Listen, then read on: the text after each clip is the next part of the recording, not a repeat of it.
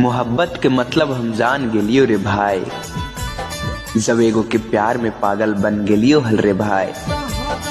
इतना साजिश तो मौत आवे में भी नहीं करो है, जितना साजिश हमरा भुलावे में करल को हल रे भाई। जे कहनी तोहर मानो हलियो बात गे, कहल कि सातो जना छोड़बो ने साथ गे।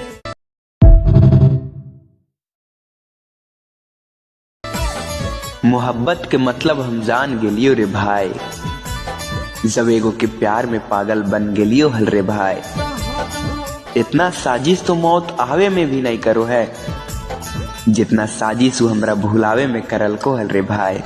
जे कहनी तोहर मानो हलियो बात गे, कहल कि सातो जना छोड़बो ने साथ गे।